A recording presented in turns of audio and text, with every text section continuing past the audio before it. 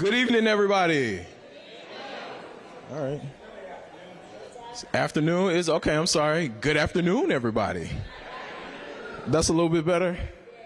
All right. Thank y'all so much for being here. For the folks in the back, if you can hear me, y'all can move up. We got space up here.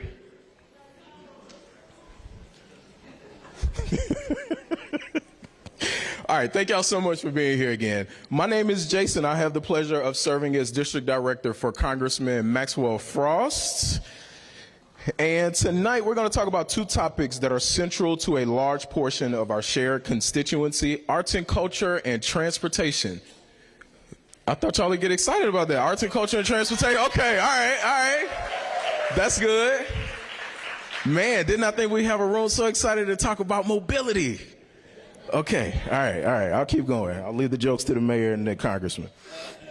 All right, so I'm going to give an overview of rules for the evening in just a moment, but we do have some news that we'd like to share. We get staff to go to the back to grab the check that we can bring out to the stage. We got some money that we're going to give away. Y'all excited about money? Y'all got more excited about transportation than you did money. All right, so we're going to give away a check. We partnered with Orange County last year on CPF projects, which is community project funding. The congressman has 15 opportunities to bring back money to our district for things that you all care about, whether it's transportation, affordable housing, things of that nature. Y'all been good so far, affordable housing? Y'all like affordable housing? Okay, all right. We're going to keep it lively. We are going to keep it lively. So as they're coming out with the check, I will bring the mayor and the congressman up on stage so that we can take a picture with this check and talk a little bit more about what is to come. Check is pretty large, so it does take it a second to come out. See, look at this check. Look at this. All right, so this is for transportation mobility hubs. One will be at Orange Technical and the other will be at the brand new Pine Hills Bus Transfer Center. This is going to make connectivity so much more efficient for our residents. Y'all give it up, please, for Orange County and for...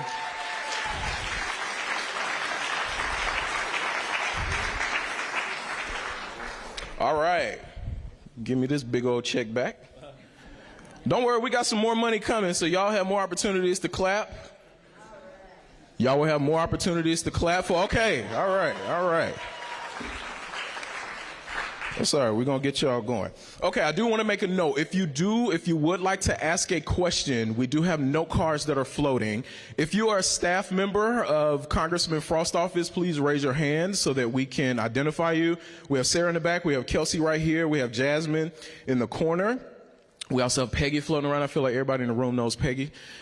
She's floating around as well. But if you do not have a note card, you'd like to ask a question, please raise your hand, and we will be sure to get a note card to you.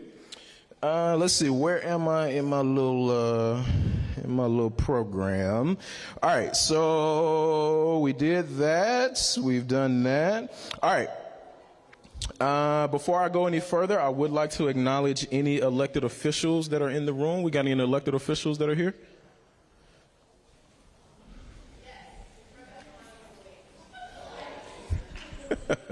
All right, Rep. Escamani just walked in the room.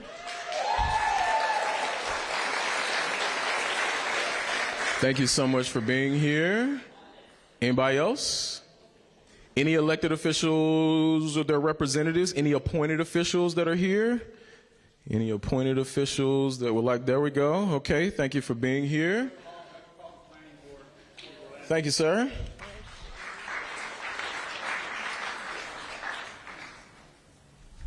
Oh, that's right. We do have Congressman Soto's office in the house. Roxy, please raise your hand. We also have Commissioner Maribel Gomez Cordero.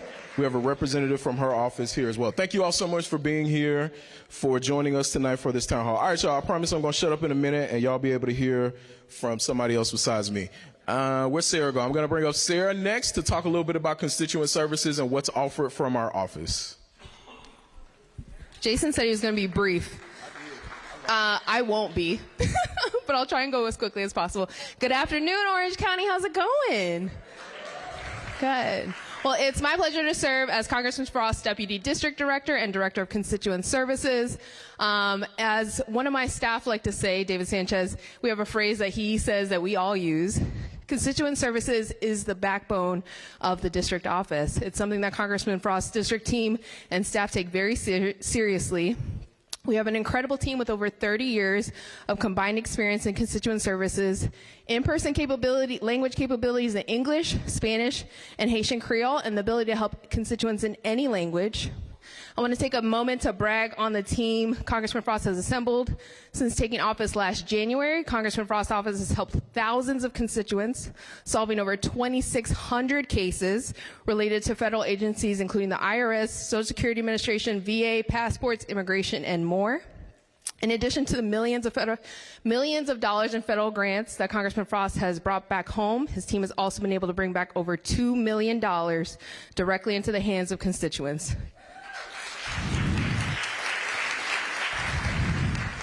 This is money that was earned and deserved, and we're honored to help with these cases. If you need help with any federal issue or otherwise, our office aims to be as accessible as possible. You can reach us by phone, email, website. In the back right now, our constituent services table. Our main office is in downtown Orlando. It's open Monday through Friday, 9 to 5. But we also host mobile office hours. Next week, we'll be in Eatonville, 11 to 6 p.m.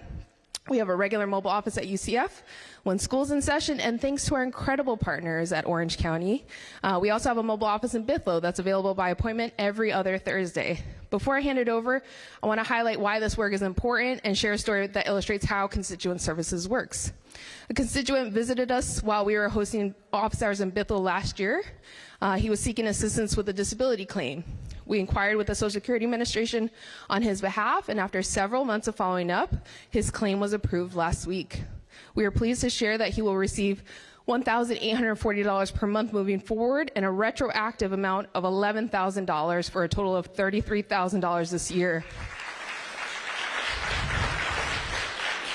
He was a construction worker and the breadwinner of his family, so his decision to reach out to our office for help will help his entire family tremendously.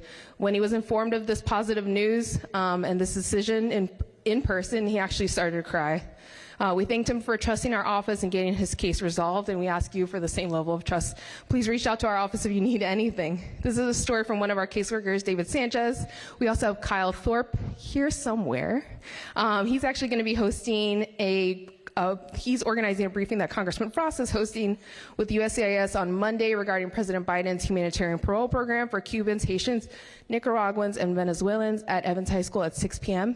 If you have any questions regarding constituent services, any one of our team can help, but my name is Sarah Badri, and I'll be in the back of the room during the town hall. Thank you.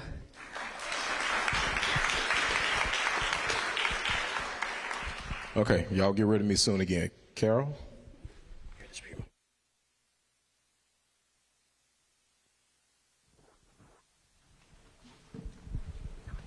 Okay, I'm not going to climb up because I have heels on and I don't want to fall in front of everybody. So good afternoon, Carol Burkett. I have the pleasure of serving as Mayor Demings' Deputy Chief of Staff, and I just wanted to take a moment to make sure everybody in this room knows how to connect to your local government and to Mayor Demings' office. Under my role, I get to oversee community engagement and constituent relations, so I do want to have the opportunity to introduce Rhonda Robinson, who is a Special Assistant to Mayor Demings. He has a total of 5 special assistants. So Rhonda is responsible for African American, Haitian, and Caribbean relations. We also have Martha Lee Irizarry, who covers our Hispanic communities. We have Shally Wong with Asian American communities. So, oh, and Shally Wong is right there. I didn't see Shally. Yes, it is AAPI month, so it's a busy month for her. We also have Mark Espesso. I don't know if he's in the room. He represents us in the LGBTQ plus community. And then Liz Roby is responsible for all constituent relations. So if you've never emailed the mayor and would like to, and you have something you want to tell us, you want to look for some information, you can go to mayor@ocfl.net. We receive about 400 emails a day. A lot of invitations that he receives, but that's why we have such a vast staff and 8,000 employees. So the mayor can't be everywhere, but there are a lot of us that are in the community on his behalf. I also want to leave you with one number to remember, and that is 311. That will get you connected to any government department, agency, and division. Or you can dial 836-311, and they will connect you via phone. You can go on chat. You can do our mobile app, and at any time be connected to our services. And they have tracking forms so you can see how that is moving along that process. So I encourage you, we're open Monday through Friday from 7 a.m. to 9 p.m. and on Saturday and Sunday from 9 a.m. to 5 p.m. 311. Don't forget that number. Thank you all for being here. Thank you so much, Carol. All right. We got some more money to give away, so I'm going to call the mayor and the congressman back up on stage as they are coming back for another big old check presentation. Y'all going to get tired of these checks? Okay. All right. All right. Mayor said bring all the money we can back. I ain't mad at it. All right, so this one is for $1 million for the building that we are sitting in right now, the Orange County Multicultural Center. This money is to help seniors get connected to different services and programs, and also in connection with the Office of Aging. So thank you all so much that utilize the center. I know we have some Pine Hill seniors here as well. So if you're a part of Pine Hill seniors, please raise your hand or wave. Thank you all so much for being here. And again, let's give it up for the $1 million that the congressman and the mayor partnered on. All right. You'll see it takes like 3 people to get this check up and down. All right, so as they are making their way back to their seats, that's the last check that I have for right now. Okay, we got some more federal money that we are giving to Orange County or partnering with Orange County. Okay, so just a couple of rules. I'm about to bring up our moderator as well as our two leaders here up to the stage. I want to remind you again, if you would like to ask a question, we do not have a roving microphone. Please place them on a note card. Jasmine is walking up front. She's waving her hand. She has note cards on her. Again, see anybody from our staff, and we'd be more than happy to give you a note card. Please also turn them back in to our staff so that we can ensure that we get your questions all in. Everybody set and settled? Everybody ready? Yeah, everybody ready? Okay, all right, cool. I promise we're going to give away some more money soon. I promise. I see you all on this side. If I can have the mayor, Talia Blake, and Congressman Frost up on stage, please give them a round of applause as they are coming up. I'm also going to turn it over to our much better looking moderator, Talia Blake from Central Florida Public Media. We're going to have you right here, Ms. Blake. Hello. Let's see. There we go. All right. All right, I'll see y'all soon, okay? Thanks, Jason. I don't have any money to give away, so I'm sorry about that. But yes, as Jason said, my name is Talia Blake. I am the Morning Edition host and reporter at Central Florida Public Media, your source for local independent journalism. You can hear me on air weekdays, Monday through Friday, 6 a.m. to 9 a.m. I report on the economy as well, so I'm just really excited to be here. And shameless plug, again, listen to me, 90.7 or streaming at cfpublic.org.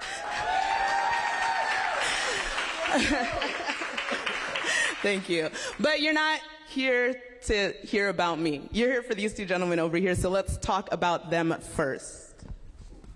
Gotta get my handy dandy notes, because if you were listening to me this morning, you know I was up early. Okay. You guys, that was a laugh. Okay, so the first member of Generation Z to be elected to Congress, Maxwell. Mayor Demings. Oh.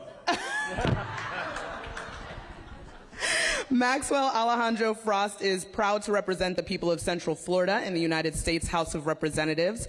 As a former organizer, musician, and community activist, Frost was inspired to get to work at 15 years old after the tragic mass shooting at Sandy Hook Elementary that claimed the lives of 26 innocent people.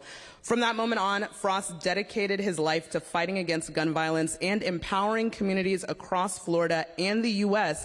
to get behind gun reform, including joining forces with those affected by the Parkland and Pulse shootings to shed light on this epidemic.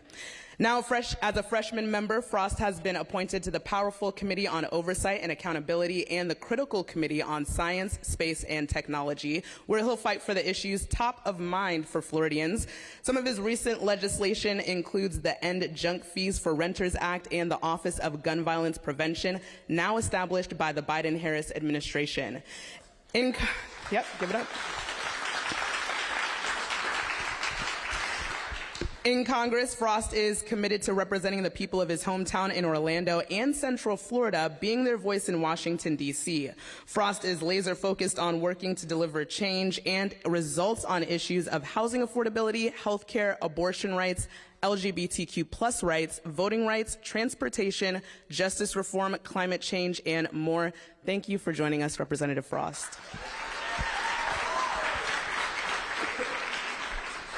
And certainly not last but not least, Mayor Jerry L. Demings was sworn in on December 4th, 2018 as the 5th elected mayor of Orange County and re-elected in 2022. He's the first African American to serve in the role. He oversees more than 8,000 Orange County employees and a $7 billion budget as the county's chief executive officer. He says that his goal is to make Orange County the experimental prototype community of tomorrow by creating a community culture of innovation, collaboration, and inclusiveness. Always a trailblazer, Mayor Demings became Orlando's first African-American police chief in 1998 and was elected the first African-American Orange County sheriff in 2008. He was re-elected in 2012 and again in 2016. A lifelong public servant, Mayor Demings is a graduate of Jones High School and holds a bachelor's degree in finance from Florida State University and a master's of business administration from Orlando College. He graduated magna cum laude. He's a graduate of the 194th session of the Federal Bureau of Investigation's National Academy and studied at Harvard University's John F. Kennedy School of Government. Mayor Demings has a passion for working with organizations that support children and volunteers with several nonprofit agencies. Thank you for joining us, Mayor Demings.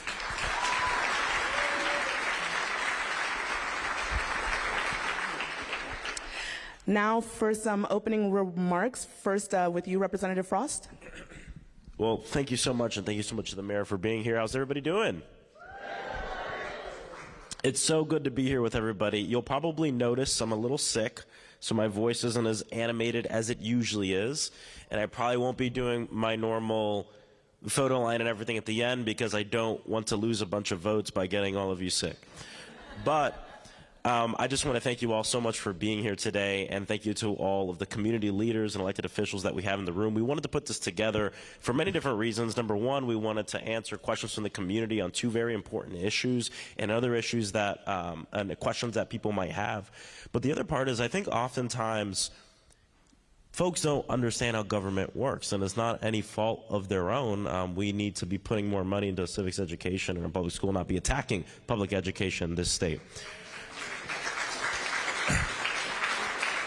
But I'll say I think it's really up to us as community leaders and elected officials to work overtime to ensure that people know what collaboration looks like.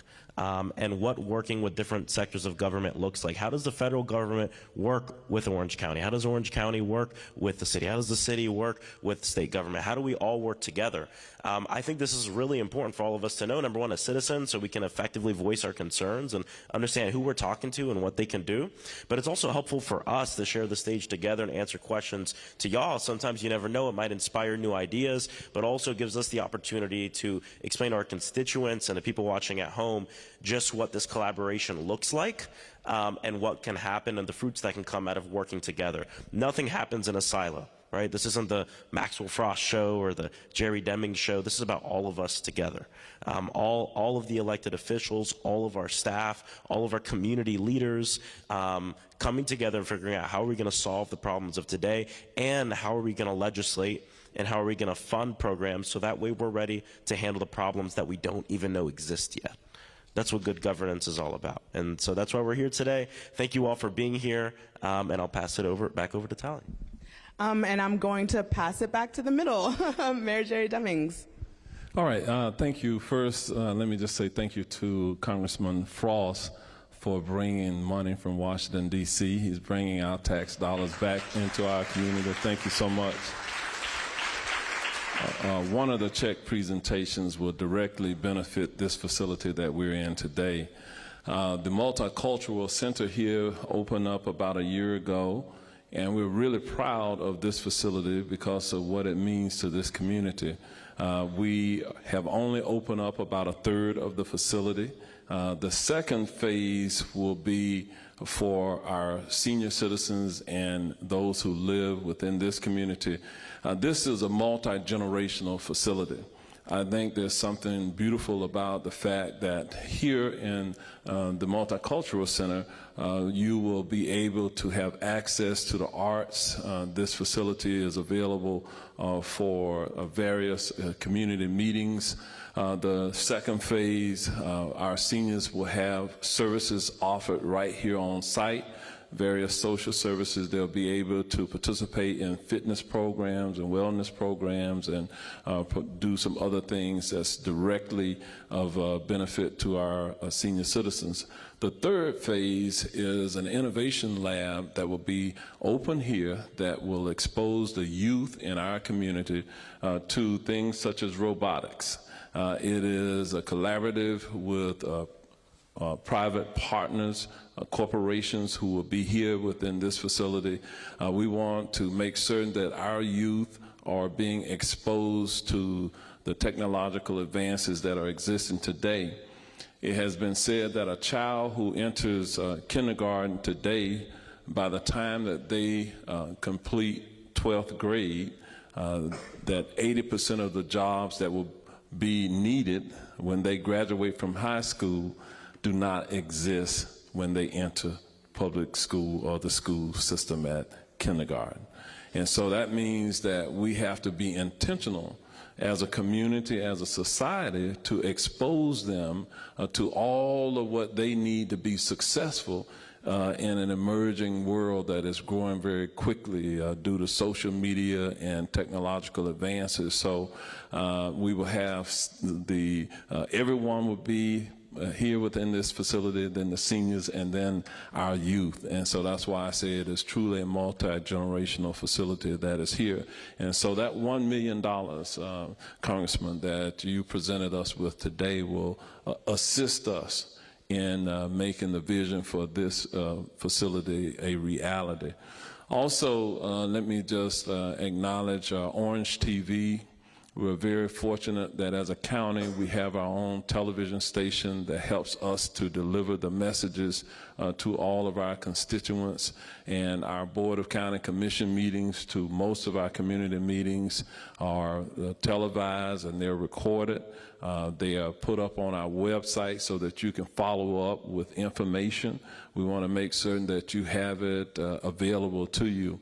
And so I'm excited about being here today because of the opportunity that I have to have a dialogue with you as well as with our federal partners. And so I hope that this is instructive for you. I hope that we are able to sufficiently answer your questions. We may not have all of the answers, but we will endeavor to get the answers for you. And with that, thank you. Okay.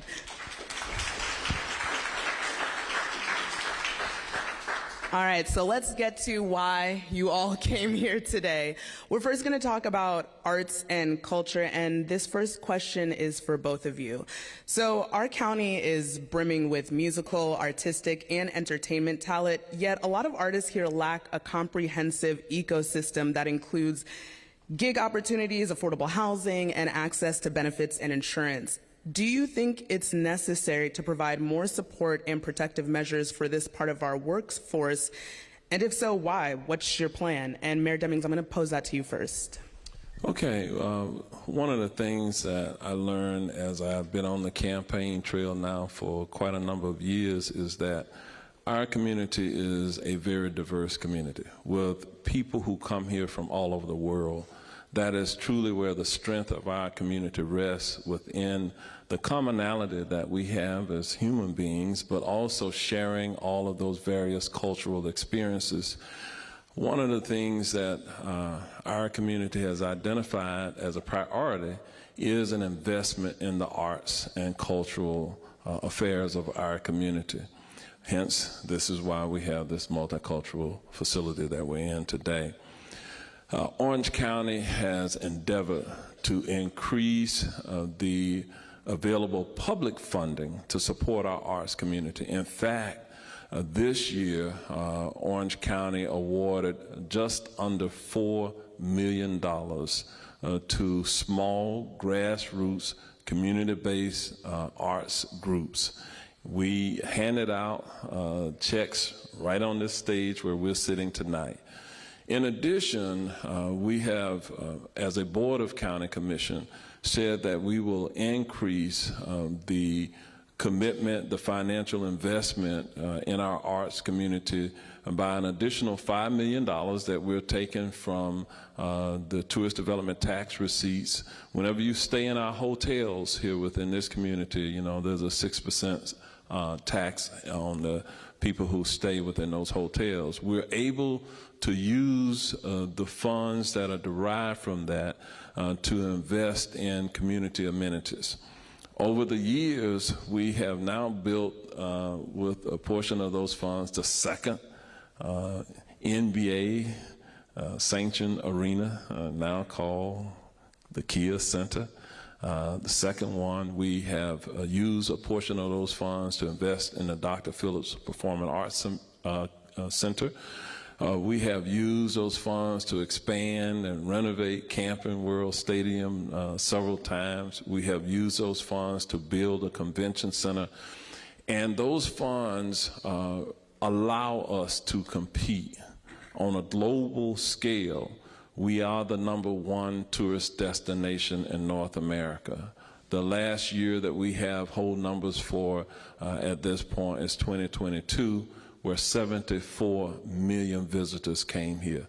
There's no other metropolitan community really anywhere close to that.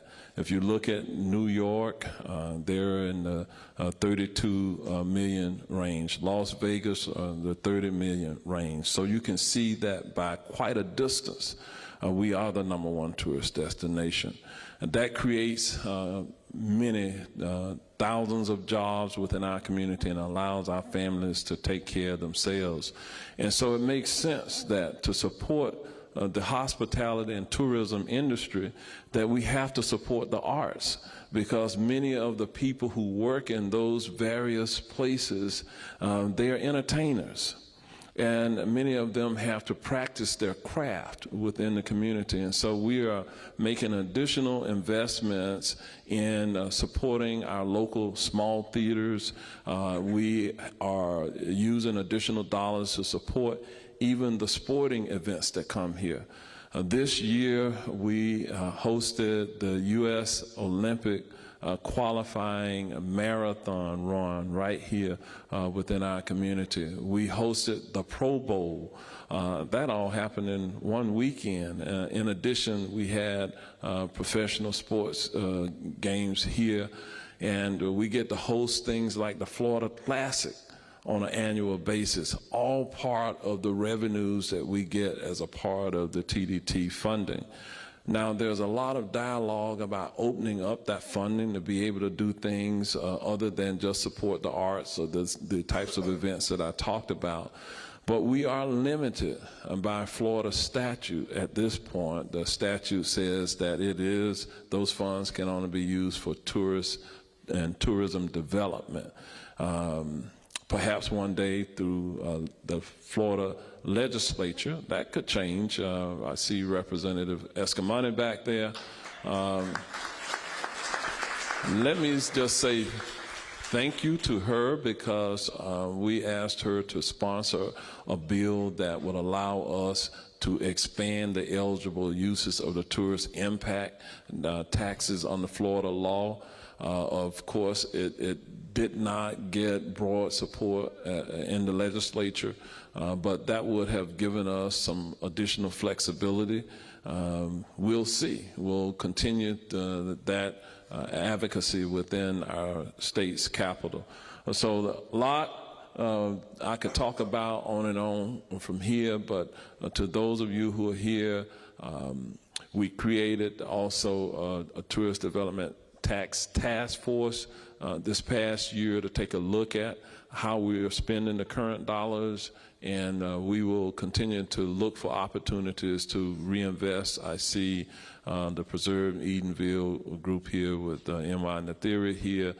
There's dialogue now about Florida creating a Black History Museum here within the state. We're very optimistic that Eatonville will compete for those that designation. The decision, I believe, they're looking at perhaps a June period of time to make a decision there.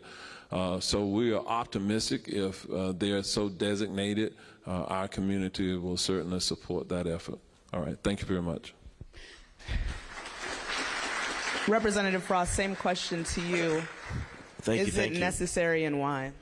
Yeah, well, no, it is necessary. And a lot of you know this, some of you don't know. I'm an artist myself. I went to the Osceola County School for the Arts for 7 years where, yes, they're actually right now, their jazz band A is in New York City right now competing in essentially Ellington, the top jazz competition in the entire country.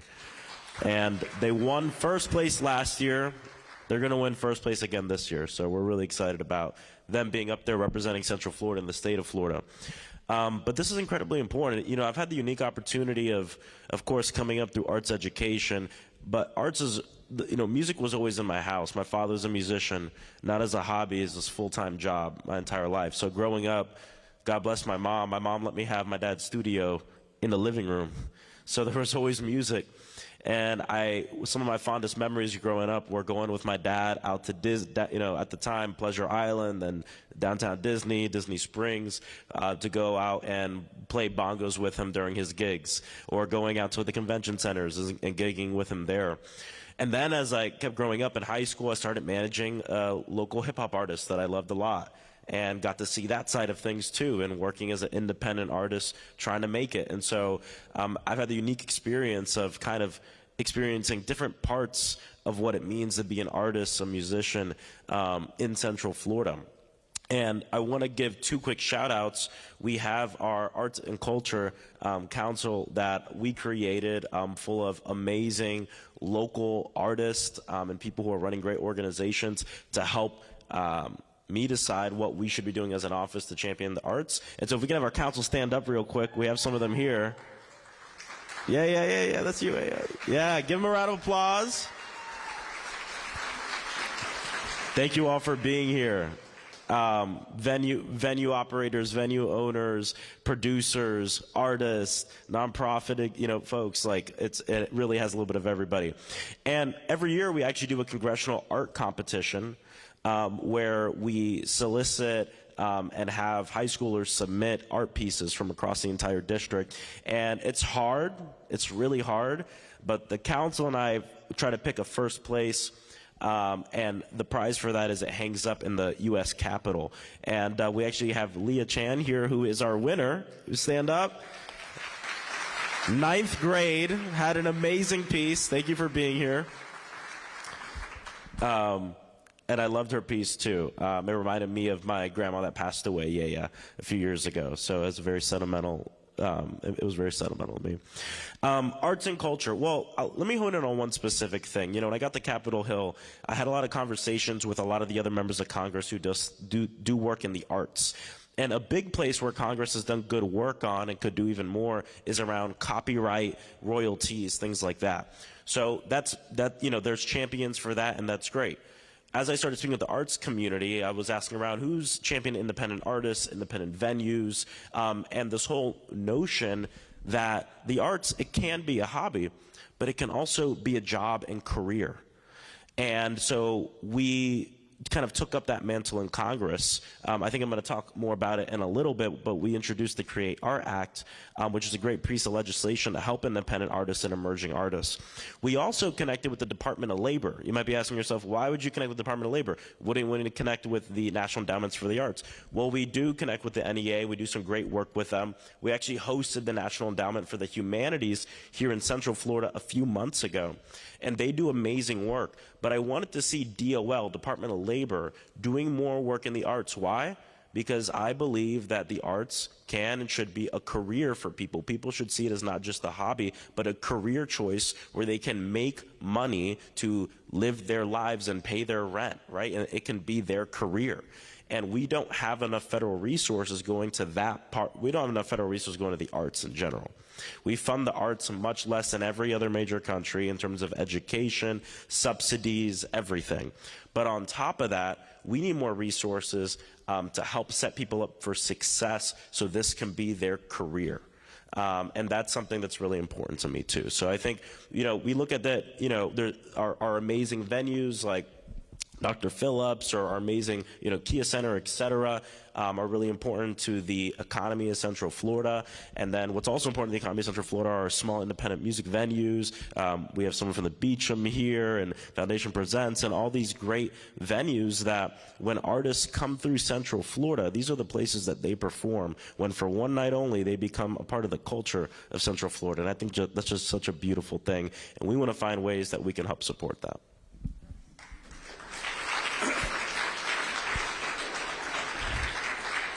Representative Frost, you talked a lot there about artists being able to do it as a career. And for it to be a career, you need to be able to make enough money, like you said, to pay for everything, rent and all that stuff. So Mayor Demings, there are nonprofits in the county that provide needed support for arts organizations, but that assistance only goes so far, is sometimes hard to obtain, and the available grants can be hard to apply for. So can you talk about any plans the county has to help those organizations receive the support they need? Absolutely, thank you. One of the things that happened this week at the Board of County Commission meeting this past Tuesday, the board voted to bring back film incentives for those who are film and movie producers. A work group is being developed at this point. Once the work group meets, what they will do is make some recommendations to the Board of County Commission what that program would look like in order to receive the dollars and support for bringing film here. I'm really excited about the potential there because we had a lot of television and film production at one point that left our area and went to Georgia and Hollywood and other places, New York. But we want to go after that. We have Full Sail University here within our community that turns out a number of award-winning people who work within the industry. And we have the University of Central Florida that really has one of the largest film and production and theater curriculums anywhere. And just today, I had a conversation about a film producer, a Hollywood actor that has some connectivity to our area. And he shared with me that he's looking to bring a film production right here to this community. So we still have to, I don't know about that. But we're going to be working on that, so I can't make any announcements today. But just because of the conversation that we're having, that is going to be a reality within our community. What else are we doing? Well, we're working with Rollins College and the Edith Bush Institute to work with some of our smaller organizations to build capacity. What I mean by that, many of the organizations, while they know how to craft the art, they're not the best sometimes at the administrative responsibilities. Whenever government dollars are at play, it's not free money. And we want a return on that investment, and that requires keeping some documentation about how you are making certain that the people's money is used in the most appropriate way and how you account for it. So it is a program that we're providing. It's free to the participants who are engaged in that process. And we will also be working with our normal Citizens Commission for Children funding and other county funding, providing funding to nonprofits here within this community who work with youth, who provide alternatives to some of the delinquency types of behaviors that occur within our community. We are funding many of those organizations today, and several times each year we open it up for proposals from those organizations, and we have allocated, on top of the $67 million that we were spending on youth-related programs on an annual basis, $2 million that we are providing to these small nonprofit types of organizations. So all of this information is on our website. You can go to ocfl.net and get information about everything that I just talked about. And same for you, Representative Frost. I mean, how can the federal government help nonprofits, specifically those that serve arts and culture in our community? Yeah, well, primarily through funding, and if you work for an organization or you know of an organization that wants to apply for federal funding, we have someone in our office who really handles a lot of our grant opportunities. I don't see her back there, but Peggy, who might be outside, is the person who does a lot of that for our office. So feel free to reach out to Peggy if you have any questions or anything like that, or anybody from our office on trying to get federal funding for arts and culture. Now, unfortunately, the Republican majority in Congress stripped away for the ability for us to use community project funding dollars for arts and culture or education, and many other things. So it's, I think it's kind of a disgrace, but either way, we're unable to use it for that. Sometimes we can figure out a workaround, but there's a ban on that right now, and this is why elections matter so much. So we're working at figuring out other ways to bring money back, but having a grants coordinator in our office is really helpful, because like the mayor just said, sometimes you're an organization that's doing great work, but if you're not one of these big organizations with a big development department and all of this, sometimes it's difficult to be able to fill out these long federal applications, go through all that bureaucracy to be competitive for the money. And so that's why we wanted to make sure we had someone in our office and an office that can help people through that process, so that way we're more competitive for these very competitive grants, especially the arts ones. Because our government does not fund the arts the way it should, the arts grants are very, very competitive and difficult to get. We've been successful in a few of them, and we're going to continue to fight. But the big fight here, too, is to just up the amount of money our government invests in the arts. We think it should be a lot more than it is now. Can I ask Go ahead. Let me ask the audience just a quick question. Do we have any organizations here present today that were the recipients of any of the arts and cultural funding that we awarded this current fiscal year? If you can, would you just stand and, okay. All right, so you can see these are real organizations in our community. Thank you so much. So you've both been mentioning a lot about, funding and making sure that artists are having a living wage. And I'm wondering, Mayor Demings, some critics may say, why spend so much on arts and culture when everyone, not just artists, have an affordable housing issue here? What is your response to them? Well, we have to address the myriad of issues. We can't solve the housing challenge without solving some of the economic challenges that we have. We want people to have access to jobs. Sometimes in order to get to the jobs, if you're a low-wage earner or you're poor, you need public transportation. So there's a connection with transportation. You need good, affordable, quality housing. I know later in the program we'll talk more about the housing, but I want you to know that it's all interrelated.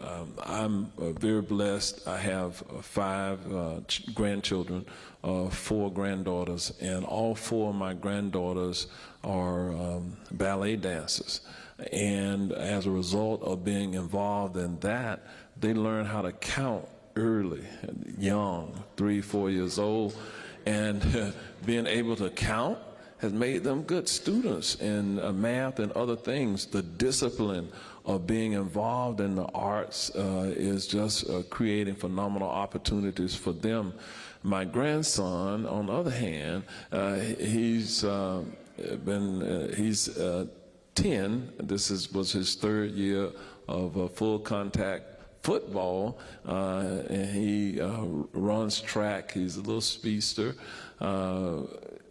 He didn't learn how to count as quickly as his sisters did, you know, but he's an athlete, and so we have to work with him really to make certain that he lives up to his full potential, and remind him about the work that he needs to do in school in order to continue playing football and running track and taking karate and all those other things.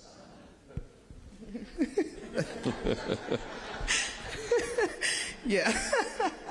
Okay, so just to keep us to time, one of my last questions, or my last question for this arts and culture portion, is to both of you, and it's what still needs to be done to ensure arts and culture can thrive in Central Florida? And I'm going to toss that to you, Representative Frost. Yeah, well, I'll talk really quickly. First, we need to pass in Congress my Create Art Act, which we just introduced. We brought a independent band from Central Florida named Venture Motel to DC, and I wanted to do like a little concert in front of Capitol Hill to celebrate the bill. We found out there's a ban on music in the Capitol like that. We'll fix that later. So we did a little tiny desk concert in my office. I have a little freshman office, so it was really tight, but it was fun, and it was an exciting way to celebrate the arts and celebrate this bill introduction. And what this bill would do is very simple. You know, right now, we are the only major country on earth that does not have a federal grant program that goes directly to artists. And this is something that I think we need to catch up with. We modeled our program off of the Canadian program called Factor, had a lot of conversations with them and the president of Factor, and the way that they've been able to utilize Canadian tax dollars to fund independent art, independent artists, music venues, etc., and get it to a place where for every dollar that is spent on this program, $4 or $5 get put back in the Canadian economy.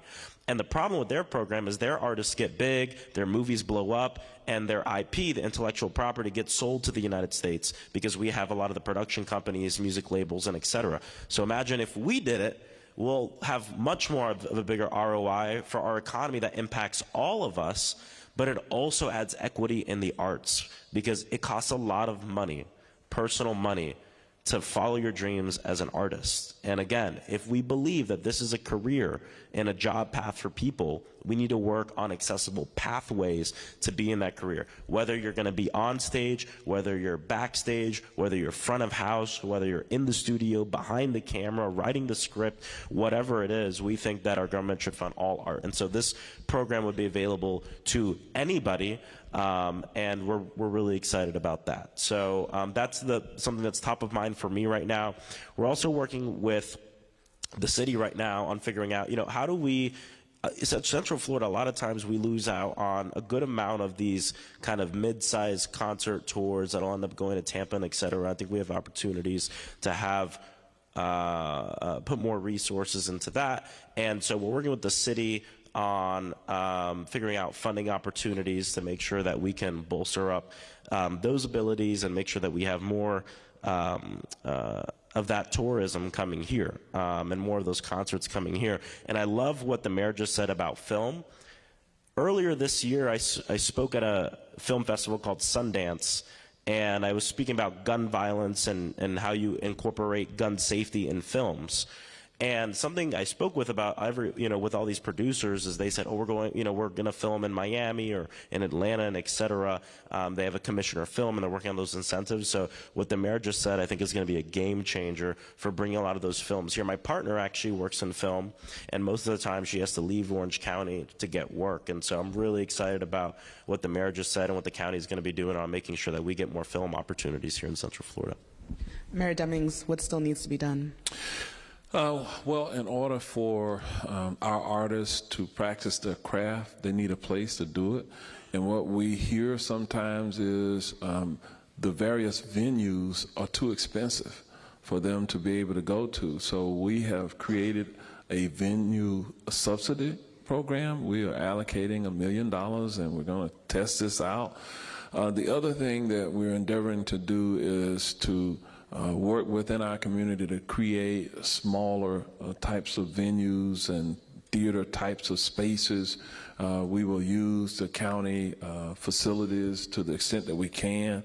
Hence, again, the Multicultural Center where you are today.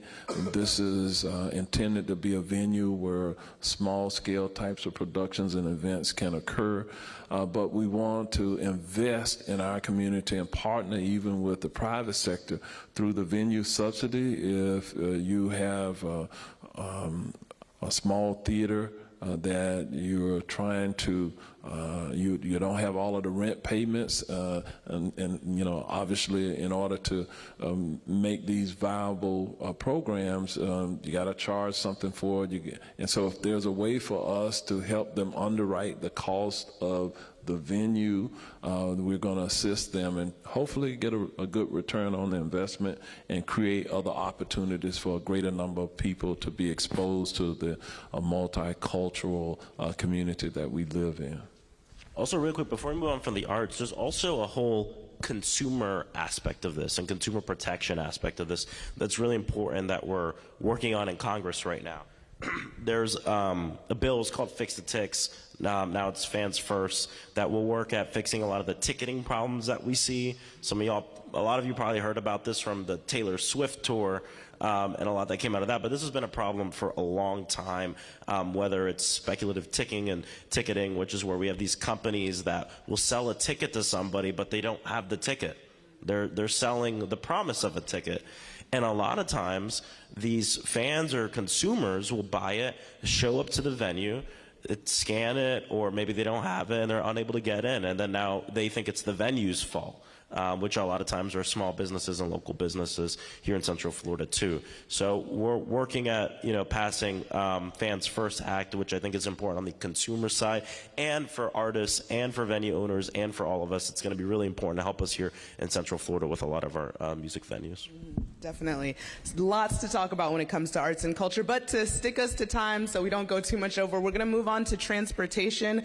But I just want to remind everyone that we will have a moment for audience questions at the end. There are these green and pink, she was holding one up right there, yeah, green and pink index cards floating around. Wow, okay, lots of questions. Yeah, so yeah, hold them up. They'll be around collecting them, so just want to remind everyone that there will be time for that. Okay. So, speaking of transportation, you have both expressed that transportation is a high priority for your work as elected officials. So what would you say are the top concerns for our transportation system in Central Florida? And I'll go to you first, Mayor Demings. Well, we don't have a true multimodal system of transit. The state of Florida is the fastest growing state within the union, growing by a net of nearly 800 to 900 new people moving here every single day. Here in Orange County, we're growing so quickly by a net of nearly 1,000 new people moving here every week. What that means is that puts a lot of pressure on our current transportation infrastructure. We are in Central Florida. That means that there are a lot of people moving through our community going to other parts of the state. We are the #1 tourist destination in North America. A lot of people moving through the area. And we do have Sunrail, a commuter rail system that primarily runs north and south through our community. It does not have the type of connectivity to really encourage people to want to ride it. So in order to get more people out of single vehicle automobiles, we need to expand our commuter rail system. We need to expand the public bus system. And so this has been one of the top priorities that I've had in the last 6 years, trying to solve those issues. We have identified that we have a $21–22 billion deficit of transit needs within our community. And quite frankly, with what is truly needed, we cannot do something transformative to adequately address the need within the existing budget of Orange County. we need a new funding source, a dedicated funding source. The best funding source that is available that will allow us to very quickly begin to address the multi-billion-dollar need is a charter county transportation infrastructure sales tax. It could be a penny, it could be less than a penny, but quite frankly, the reason why I believe that it is the best source of revenue is because the people who will pay for it, the majority of the people who will pay for it, are the visitors who are coming here, clogging up our roadways. And the other problem that we have is if we only depend on single vehicle automobiles to move most of us around, what that means is that we're going to have to keep building roads. We're going to have to keep expanding roads. That means that we're going to be infringing on all of those preservation lands, the environmentally sensitive lands in our community. A lot of conversation in our community about saving split oak forests. The reason why the Osceola Parkway extension is needed is because of all the tremendous growth in Osceola County that is occurring, where there's a deficit of housing, not enough housing for the human beings. And as a result of that, they need to build more housing, just like Orange County needs to build more housing. And so there's that intersection again of housing and transportation that we're talking about. And if we don't, a good option is not to do anything, to do nothing, in other words. So we have to address this. We need to address it sooner than later. This year, we had the opportunity to advance an infrastructure sales tax to the ballot. We suspended that effort. We can only do it when there's a general election, that's a presidential election cycle, or an election cycle for the governor. So the next time that we can look at perhaps considering this will be in 2026. And so in the interim, what we have done is we have come up with an interim fix of $100 million. We call it an accelerated traffic safety plan, where we are investing in improving pedestrian safety and bicycle safety features at high traffic crash intersections. We are using it to expand the links bus service here. We're going to build bus shelters around the county. We are going to increase the capacity for links with direct routes from corridors like here in Pine Hills directly into the job centers, into the tourist corridor, where the buses will run 30 minutes or less. And not hours apart between the headway between buses. We will increase the frequency of those buses. And so some people in this community say, well, why should I pay for that? How will that benefit me? I don't ride the bus. Well, if you are fortunate to not be dependent on riding a bus because you can afford a car, great for you. But let me tell you, a lot of our service industry workers do. That is their sole means of getting around. And how do the rest of us benefit? That reduces traffic congestion, okay? And if we don't do this, we're going to continue having problems with the traffic congestion. I did over 300 community meetings like this where we responded to questions. And I can tell you at every one of those community meetings, I asked the question of the people there, and I see some of you were at some of those community meetings, and you can verify what I'm saying. I would ask the question, how many of you believe that we have a problem with traffic congestion in our community? Raise your hand. So tonight, how many of you believe we have a problem with traffic congestion in our community? Raise your hands. Similar thing, it was almost always everybody. The second question I would ask is, how many of you want the leadership in the community to do something about it, whether that's elected or otherwise? Everybody said they wanted something or wanted us to do something about it. But the third question, Eric, I see your hand because he was at many of those. I would ask now, How many of you are willing to help pay for it? Now, this is where we have the drop-off. People say, I pay taxes, I don't want to pay another penny in taxes. Well, we're the government. As a local government, you know where the government gets its money from? You, the taxpayers. So you ask us to come up with a solution. But many people say, I'm not willing to help pay for it.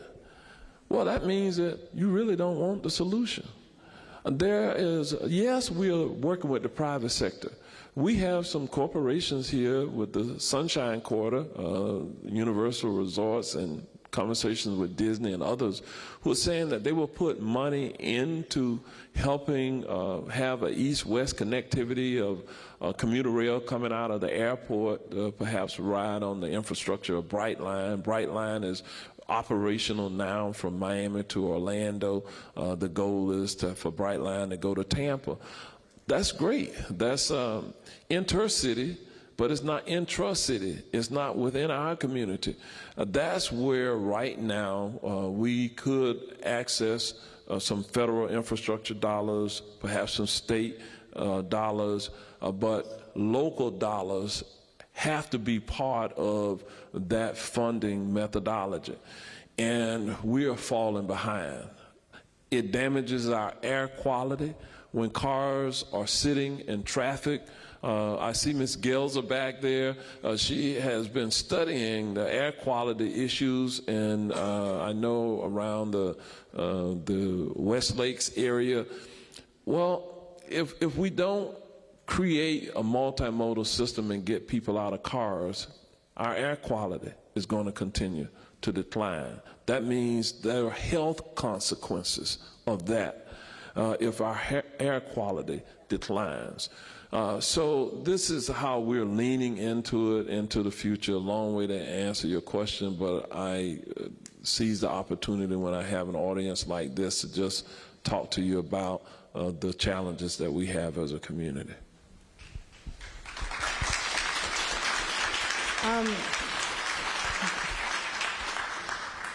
Quick follow-up question. You mentioned the sales tax referendum for transportation that, as you said, you told commissioners to kind of put that on hold until 2026, which would be the next opportunity to create a dedicated source of funding for transportation. What could change between now and then to change the outcome of such an effort, and is it necessary? The only thing that allows us to pass a transportation sales tax is the Florida legislature. The legislature could change the law. They could change the requirements. And there's been discussion about that. They could change the law related to the tourist development tax that I talked about. They could change the law to allow us to use tourist development tax monies for transit as well. The only thing that I will tell you is that there is currently no shortage of people or organizations who want access to the TDT revenues. That would be just moving money around, no additional dollars. What we need are additional dollars. Every major metropolitan community in the world they have something in common. A lot of people, a lot of big buildings, a lot of cultural diversity, jobs, but they also have a mass transit system, a multimodal mass transit system that we do not have today. And so if we want to have that, we need a new dedicated funding source. All of those others, New York City, Los Angeles, Chicago, they all have a dedicated funding source. We do not. We pull the money, this accelerated traffic safety plan that I talked about, the $100 million that we're trying to address a $22 billion need, that $100 million we're pulling from general fund. When you see homeless people walking the streets, people who are mentally ill, people who are uninsured or underinsured, don't have health care, where we need to provide free clinics, we pull all of that from the general fund. And if we pull money from the general fund to do everything with, then we don't have the money to address all of those social needs that we have. So that's why I say, we really need another funding source to help that. And I believe that with that funding source, where there's transit-oriented development, it creates entrepreneurial opportunities. It creates jobs.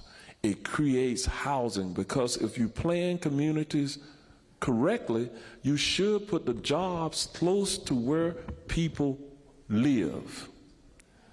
That means that they don't have to travel long distances. You should have housing that is affordable for them to live close to where the jobs are.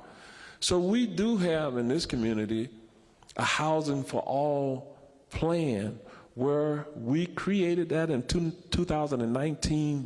We have allocated $160 million of taxpayer dollars to leverage private sector investment to build workforce and affordable housing where people, closer to where people work. And we want to put transit, like not far away from here, off of Silver Star, the Pine Hills transfer station is being built. Ultimately, we don't want just buses going into that area. We want to have commuter rail and other modes of transit so that people can do transfers and have the kind of connectivity, the frequency, and the affordability in order to make it more affordable. Because even with the sales tax, part of what we would have been doing is we were looking at making it, if you are a low-wage earner, senior citizen, student, public school student, we're exploring the opportunity for those individuals to ride either free or at drastically reduced fares. The only way we can do that is everybody else has to help put something in, and the tourists will pay 50 to 54% of the tax that would be collected with that particular sales tax. So 2026 is still 2 years away. Representative Frost, how can the federal government help our residents with their transportation needs now?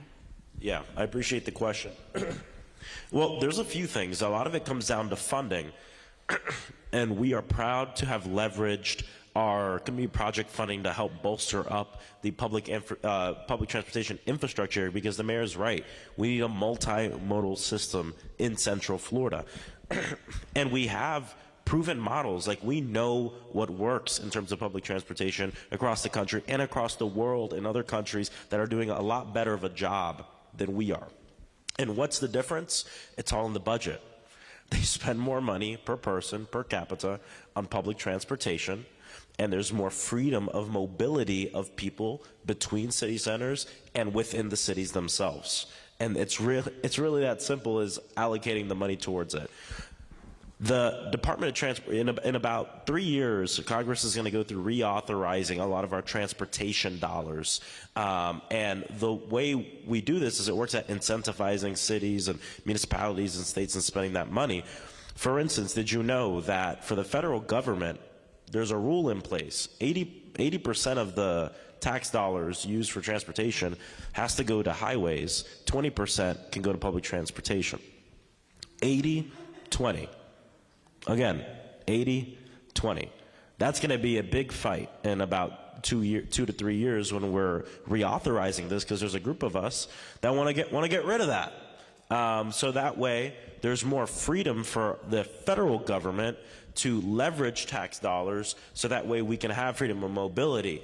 Adding, we don't want to be spending all of our tax money on adding extra lanes or widening lanes and this and that. Number one, we want to be able to have freedom of mobility for our people through mass public transit. But number two, we need to get off of cars because we're destroying our planet and the climate crisis is here. And it's about standard of living for our people now and clean air now, but it's also about preserving our humanity. And so all of this is so interconnected. And so whether it's utilizing federal funds now, we just presented that check to add the multimodal kind of attachment here in Pine Hills. We just secured, it was about over $5 million was a grant for links. And then we had project funding through our first round to help expand the ability for the bus hub to take more buses in, so that way there's less traffic. But what we really need are, I'll say two things. Number one, in this reauthorization that we do in a couple years, we need to unshackle a lot of this federal money, and we need more federal money going to the Department of Transportation to help fund a lot of these projects. But number two, rarely does the federal government just give a county money or give a city money and say, we're going to pay for this whole project. There's a cost to money, right? There's a cost to money. And a lot of times, the city or county have to put up a certain amount of money too for the project, which goes back to what the mayor was talking about, having a dedicated funding source for transportation, which I believe is very important and that I'm completely supportive of. We're really excited about Sunshine Corridor. We're really excited about it connecting with Sunrail and pretty much pushing Sunrail to run more often and on weekends too. We want that to happen.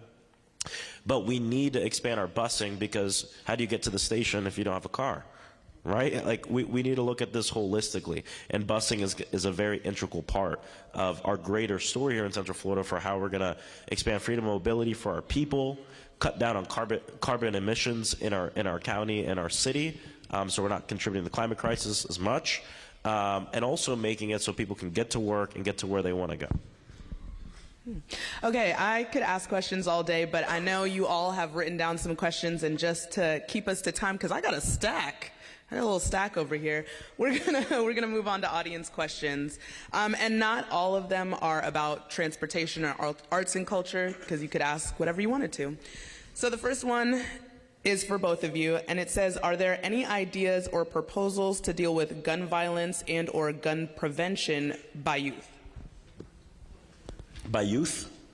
Or maybe for youth. It's a little cursive. Okay, we'll do both. Yeah, we'll do both. So, yes.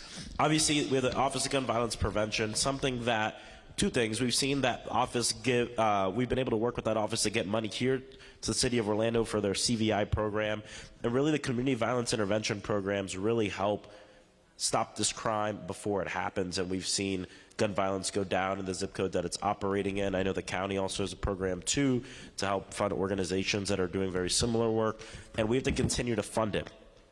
There is a bill called the Break the Cycle Act that I'm supporting. It's it's sponsored by Congressman Stephen Horsford. He's the chair of the Congressional Black Caucus. This bill will allocate $5 billion to community violence intervention. So you know, when I worked in gun violence before I was an elected official, we were really pressuring the Biden administration when they released the Build Back Better package to include $1 billion for community violence intervention. When the president released the package, to our surprise, he put $5 billion in it. Because of very conservative Democrats like Joe Manchin and Kyrsten Sinema, the whole package didn't pass.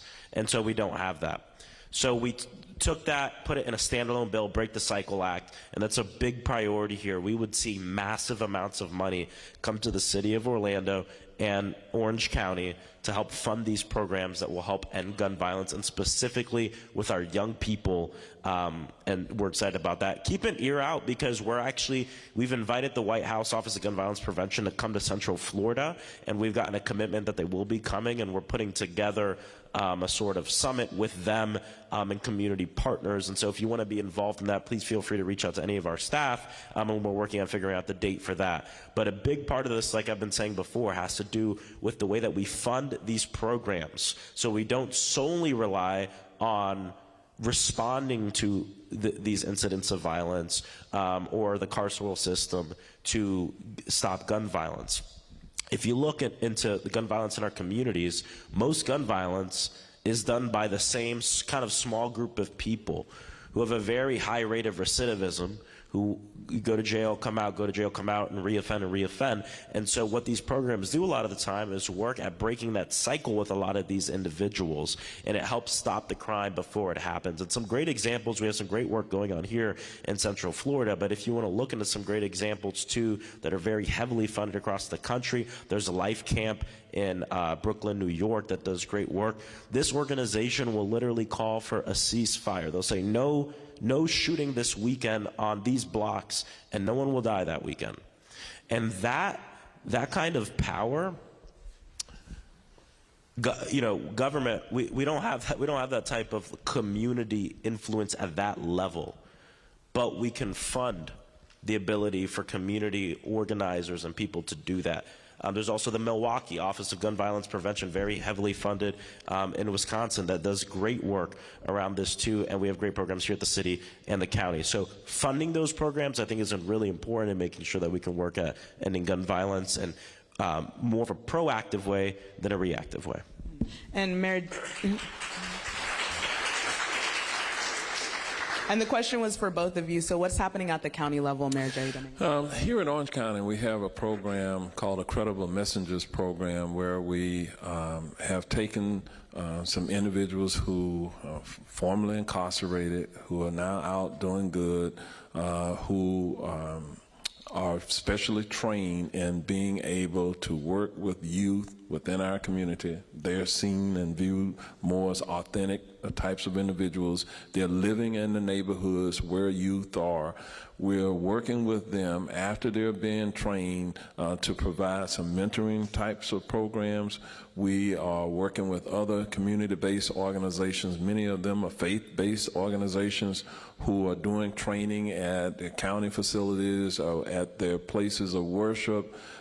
They are working with other youth organizations, from the Boys and Girls Clubs to the YMCAs and others who are receiving some funding to be able to work directly hands-on with youth in the neighborhoods where they live. So we're working with nonprofit organizations. You do have to be a nonprofit in order to qualify for that. A few years ago, we had a terrible tragedy that occurred where we had some children, multiple children within a relatively short period of time, who were killed as a result of firearms, gun violence. And so we created what we called a citizen safety task force, made up of law enforcement, citizens, different advocacy groups, as well as nonprofits and others, the state attorney, or the prosecutor here in the area, the public defender.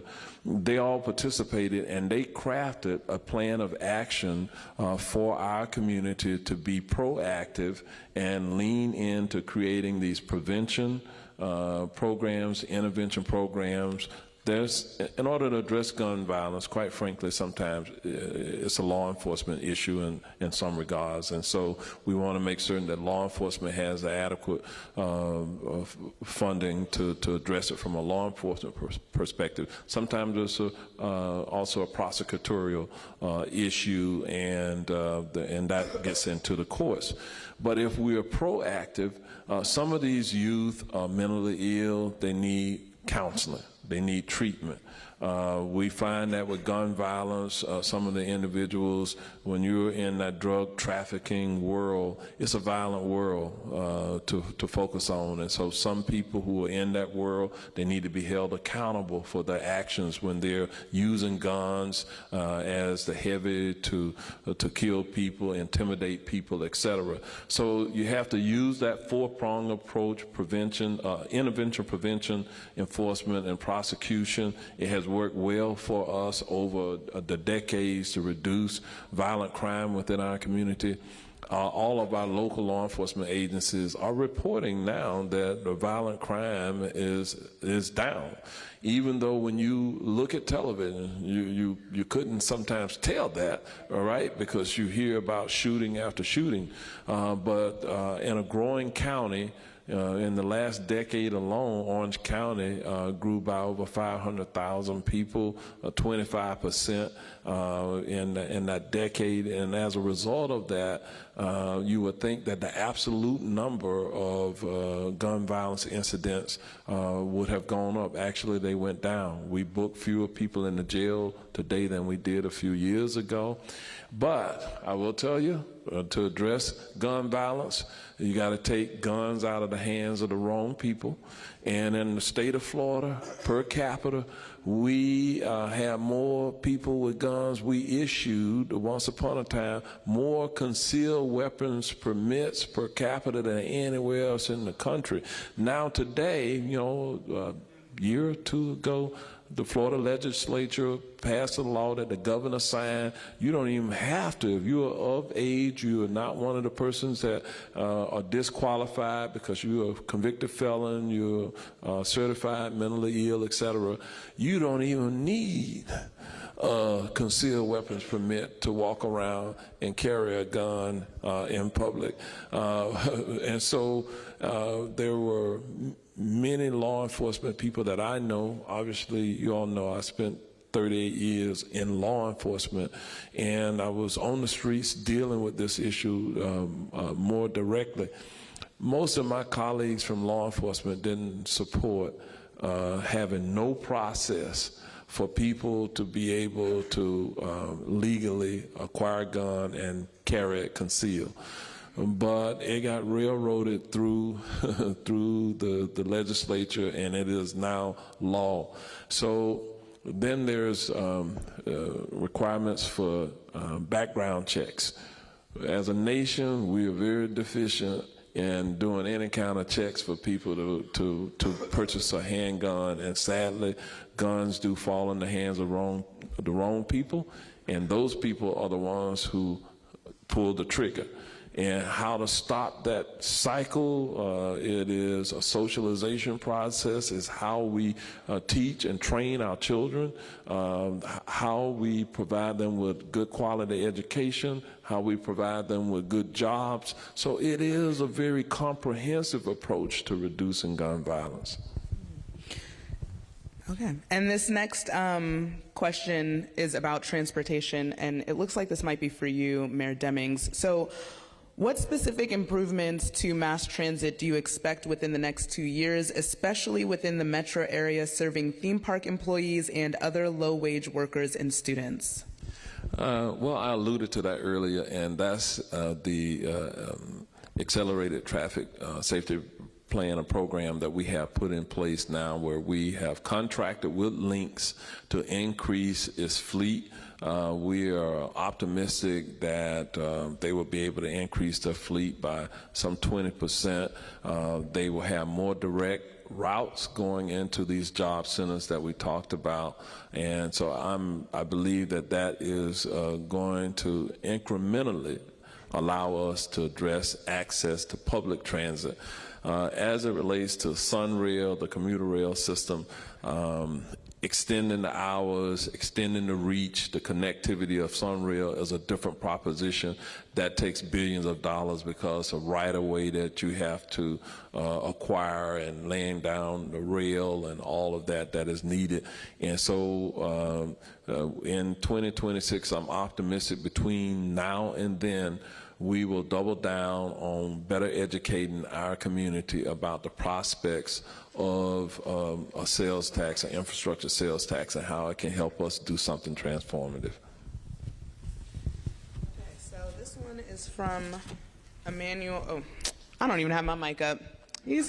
I told y'all I woke up early at like 4 in the morning. You see me just talking as if you could hear me up here on the stage.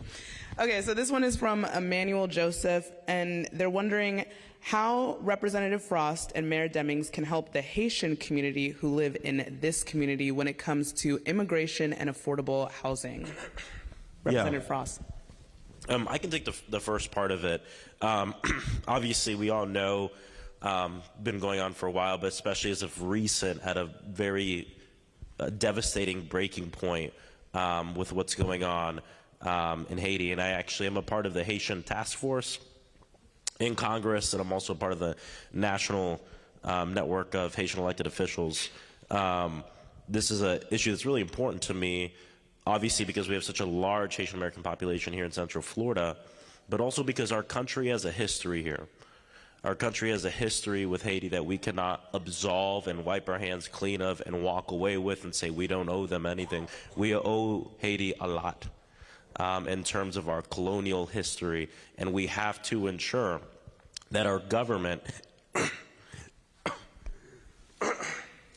sorry, y'all, that our government is appropriating the right amount of funds to help with a few different issues. Obviously, there's a humanitarian crisis, and we need humanitarian dollars there. Number two, we need to help rebuild the economy to ensure that Haiti isn't just surviving but thriving, and making sure there's dollars there to help incentivize business and et cetera, to help with the economy of Haiti. And third, obviously, with the security of Haiti, which is very important. And the most important thing here, and I've heard this loud and clear from Haitian leaders here but across the country, is that Haitians are leading that effort. And that's also important. There's a letter that we sent to the Biden administration, and we're still pushing. There's a few things that we need the president to do here in terms of immigration. Number one, we need to redesignate TPS, temporary protective status, for Haiti. Right now, it's going to expire in August. Typically, administrations wait a little longer, closer to either extend or redesignate. We need both. We need it now. Why? Because the situation is so dire in Haiti, and we don't need people anxious about whether or not TPS will be extended or redesignated so more people can fall under it. So we just need them both right now, immediately. The second thing is we need the administration to halt all deportations to Haiti. Our government is still deporting people to Haiti, okay, where there is a humanitarian crisis going on. We believe all deportations to the island should be immediately halted, given what's going on. There's no government in Haiti right now. I mean, it is a very, very uniquely bad situation.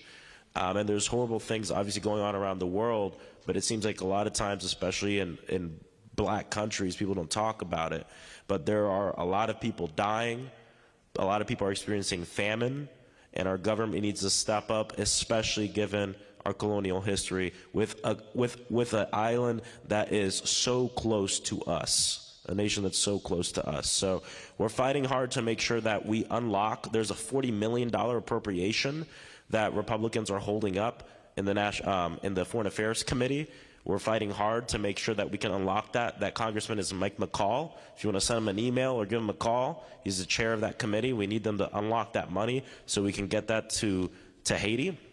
And then we also need the administration to do these two actions in terms of immigration. The last thing I'll say is, when things really started hitting a breaking point, I know, especially for our Haitian brothers, sisters, and siblings here, it's a lot of trauma for people who have family there, for people who are from there. And the fact that our governor, the first words out of his mouth weren't about love, weren't about respect, weren't about respecting the dignity of the Haitian people. It was to fearmonger and scare people about Haitians coming to this country. And I think that's completely despicable, especially in a horrible situation like this. So we have a lot of work to do. We need more from the administration on the immigration part, but we've gotten some really good signs on that. I'm confident they'll redesignate TPS, but the question is when, and we're pushing for it to be sooner rather than later, as soon as possible.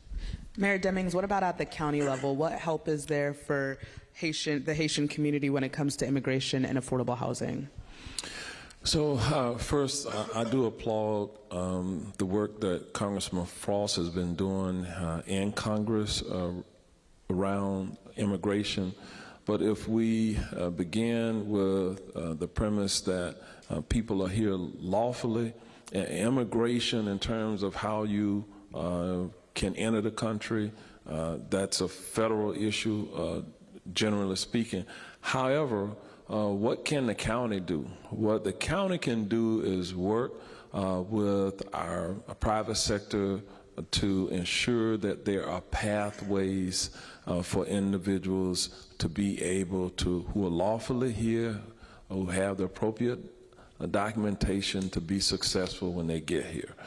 So we have a program that we're helping to fund out in the International Drive Corridor, working with many of the businesses and hoteliers out there. Harris Rosen with the Rosen Hotels stepped up to the plate, and we are working with workers in that area, teaching them English, since many of them English is not their primary language. And if you can't speak the language, many times you can't adequately access the resources in the community to be able to get their jobs, apply for educational opportunities. But within the overall hospitality industry, there are opportunities for persons who may start with an entry-level job, but they're able to move up. Many of the general managers and others who are at the tops of these organizations, they started out washing dishes. They started out cleaning the rooms. They started out outside in landscape. But as they improve their education, their skills over time, they become the AC repair persons. They are able to become the assistant managers, the front desk workers. They're able to better take care of their families and contribute in a positive way to our community. And so what we have said is that we recognize that let's eliminate the language barrier to even having access to get to understand the resources that are here within the community. Now, when we provide local dollars and we invest in housing, we don't, generally speaking, if you're here lawfully, we don't discriminate in who can apply for those funds, but you need to be aware that there's some funds that are available to assist you. If you don't have adequate air conditioning and things like that, we are the benefactors of some federal funds with our low-income energy assistance program, sometimes referred to as LIHEAP, where you can get some county funding to make certain that your home is heated and cooled appropriately. And all of those types of things can be available to everyone, regardless of, as long as you have the appropriate status and what have you. And that's creating that pathway for people to be able to move up. When you think about our country, this is a nation that was built on the backs of immigrants. Was it not? And I think, so there's, the reason they come is they're in pursuit of the American dream. And because of that, there's an opportunity here. Now, understand that some people are threatened by the changing demographics of our nation and our state. And I say, remember that we are arguably one of the greatest nations, if not the greatest nation in the world, because we embrace people who came from around the world. Some came involuntarily, some came voluntarily, but they came here in the pursuit of a better life for their families. And because of the crisis happening in Haiti, there is a need for humanitarian resources. And I can tell you that our hotels, and sometimes when conventions come to town, those major conventions, they leave resources behind. They leave toiletries and other things behind, that we're able to take that and donate into a number of different social services. And so that's another thing that you don't think about when you think about that 74 million people coming here. We are able to address food insecurity and insufficiencies in this community because of all those people who come here.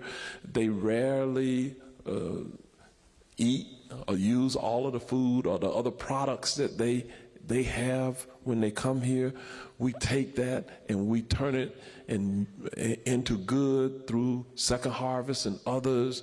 We give it to our nonprofits to be able to assist persons in need where they don't necessarily have to depend on using their limited resources to buy food, to buy other products. And so that's how the beauty of the big, broader community can come together for the good of everybody. So thank you all for indulging me. I know we kind of went over time here a little bit, but I don't give short answers. Too much for me to tell you. Okay, well, no short answer. I'll give you a long question. How about that? All right. All right. Okay, so this one comes from Marcia and Sheila from the Greater Orlando Council of the Blind. So what are the plans to improve paratransit services for the blind, low vision, and disabled community? And kind of just more overall, what are the plans to be more inclusive in Orange County regarding the blind and low vision community? Yeah, I can talk about this real quick in terms of federal legislation.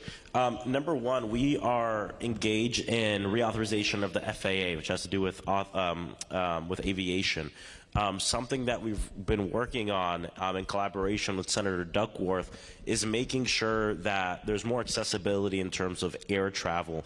And something that we've heard from a lot of the folks in the advocacy community has to do with the fact that the process of bringing your service animal on a plane is very confusing and not accessible in and of itself. And so Senator Duckworth has put an amendment in the FAA that we're very supportive of and that we're pushing that will help completely simplify that process and make air travel that much more accessible for people. We feel pretty confident that this will make it in the final bill and that the president will sign it, and so we'll keep people updated on that. There's also a few other bills I want to make sure people are aware of that I'm co-sponsoring as well. We have the Medicare and Medicaid Dental Vision Hearing Benefits Act, which is really important, and this is going to really help everybody.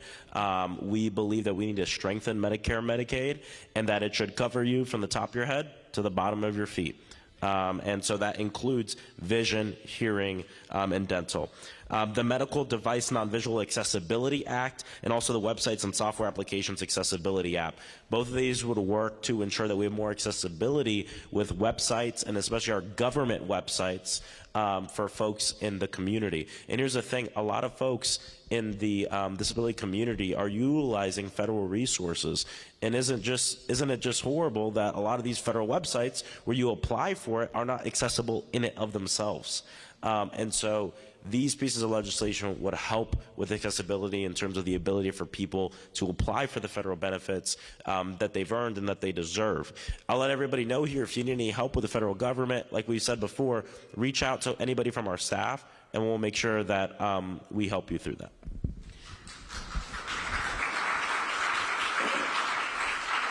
Are there any plans at the county level, Mayor Demings? Yes, of that $100 million, we have a 55% of the funds will go to improve pedestrian, bicycle, safety types of features. And so at many of our crosswalks, for those who are both vision and hearing impaired, some of those improvements will address the needs to make those intersections more safe for those to cross as well as everyone else. The 45% goes to transit, and by the way, our links, our public bus system could not operate without the federal dollars. And most of those transit systems around the country, what you pay at the fare box is usually 10% or less to operate those systems. That means 90% or better of the funding comes from either the federal government, the state, or local funding. So our system is no different. The links public bus system, the people who ride it, the fare box is somewhere around 7 or 8% of the true cost to operate it. So thanks for the federal funding that comes to assist us in the process.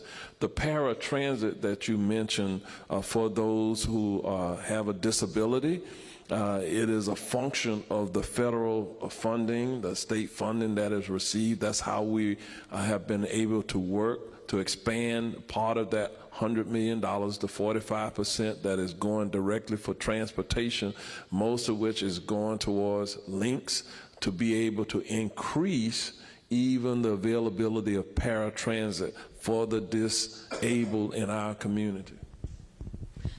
Okay, so I'm coming up on time, but I think I can squeeze in one more audience question. And I think this one may be for you, Mayor Demings. How can you help our community, Orla Vista, in a natural or man-made disaster? And will there be a citizens fund or grants for natural or man-made disasters? You know, we are so excited about what we have been doing to address the flooding and that happened in Orla Vista and some of the other areas. I'm happy to report that by the fall of this year, we will have completed the majority of the improvements to ensure that Orla Vista and surrounding areas do not flood. You talked about the impact of climate change, these weather phenomena that we see, these hurricanes, you know, with back when Ian really adversely impacted the Orla Vista area. Believe it or not, it's pushing towards 2 years ago now. In that 2-year period of time, we have done the excavations and put in the pumping systems. A lot of work has been done. $23+ million worth of work was done into that area. 3,500 truckloads of dirt was excavated out of that area. So y'all had to endure a lot of trucks around the clock moving dirt out to build the capacity so that the people's homes will not flood for the future. We exceeded the 100-year flood plain estimate in Orla Vista. We thought we had time. We had started the process before that storm season, but climate change and those, and you know, in our country we even debate climate change, whether or not that's really happening. You all can feel it. It gets hot in Florida, right? And you know, a lot of things are happening, a lot of weather, but the good news is that we got y'all covered. You know, we promised you all that we were going to get it done, and this fall, hurricane season starts June 1 and runs through November. So that's a long time, but let's be prayerful. The experts are predicting that we're going to see a strong weather and hurricane season or storm season this year. Let's all pray that that does not become the reality for us here within this community. But we have some other programs happening. With Orla Vista, we'll be pumping into the Shingle Creek Basin, and there's a whole process about how that happens to preclude from flooding our neighbors to the south and Osceola. You know, when we have to get approval from the state water management districts on where we pump water, how we pump it, just because we pump it out of our area, we can't pump it into another area and flood them. So we have, the engineers have come up with a process to be able to build a capacity to help ourselves but not flood them at the same time. So that's the short answer. I know we have one of our technical experts from Public Works. Where are they in here? Don't hide. Where are they? Okay, there he is. So I won't get into it, but see him. He'll give you all the details about how this is working, how they have engineered this system. Okay, all right. So, and thank you. Go ahead. And I'll touch on this too, having to do with hurricane season coming up. We actually just had a piece of legislation passed that is one of my first bipartisan bills. It's called the Fixing Gaps in Hurricane Preparedness Act. I wrote it, and we got Daniel Webster to get on it with me. So that way, you know, if you have a Republican on it and the Republicans are running Congress, there's a higher chance your bill's going to pass, believe it or not. And so we took the whole piece of legislation and we included it as an amendment in the Weather Act, which is something that we do to reauthorize NOAA and a lot of the agencies that deal with weather and climate. And so the bill made it in there. It's in the Senate. We anticipate it'll be signed by the president in time for hurricane season. And what this bill does is work at resourcing NOAA so we can do a better job of taking care of our most vulnerable populations during hurricane evacuations. And hurricane preparedness. If you look at the numbers, the 3 most likely communities to die during a hurricane are seniors. By far as the first are seniors. Second are folks with disabilities.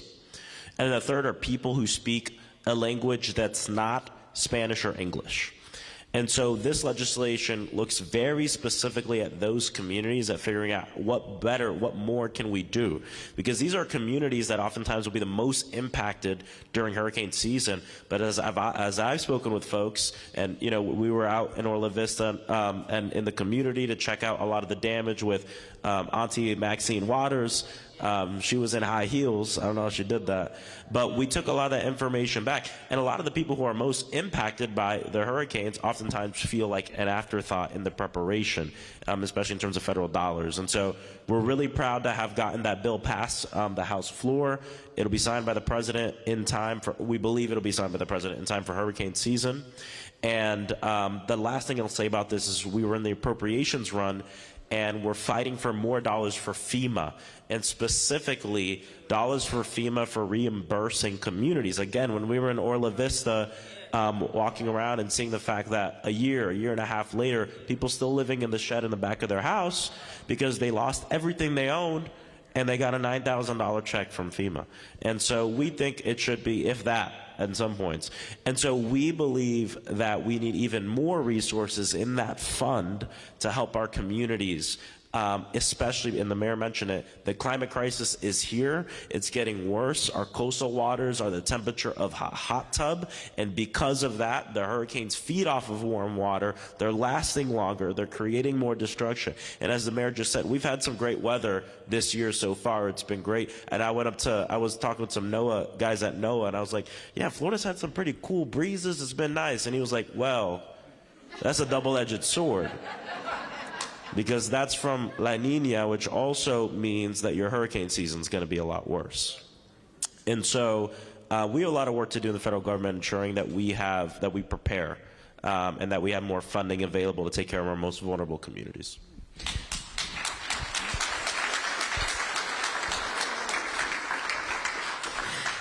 And you can get all your hurricane news and coverage at Central Florida Public Media on your radios 90.7 and streaming online at cfpublic.org. All right, everybody. Unfortunately, we have run out of time.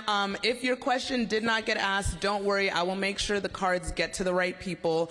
Thank y'all so much for having me. Are there any last words you'd like to say? Well, I want to thank the mayor for doing this. And again, we want to do this in the spirit of collaboration and kind of telling folks the way that we work together, but also talking about the exciting work we're doing. One last time, plug our constituent services. We have a table in the back. We have Ashley right there. See her waving. She has a cool hat on.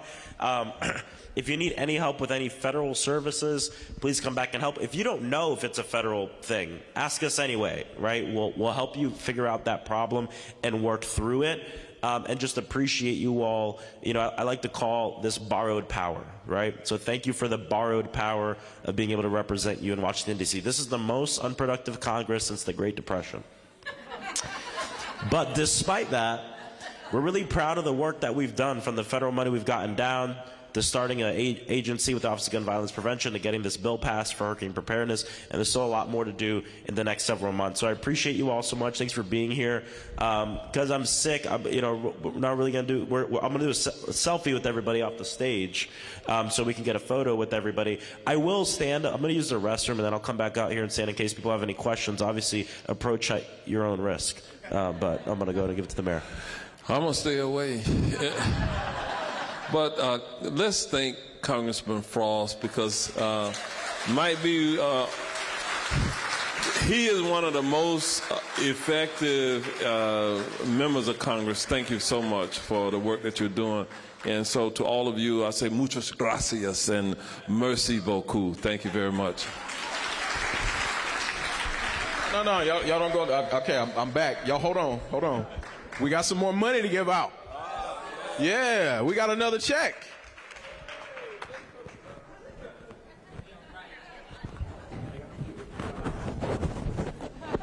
All right, last check presentation. $370,000 for Lahi. Y'all were just, or the mayor and the congressman were just talking about hurricane season. This will assist specifically with our seniors by lowering their energy costs. I don't know if the mayor, you want to say something about? Yeah, we do have a website that has information on how you get to access the eligibility for the low income energy and air conditioned heating assistance program. OCFL.net/LIHEAP, LIHEAP. Thank you very much. Also, there is a table in the back if you want more information about LIHEAP. Thank y'all for coming. Next time we'll bring y'all some more money.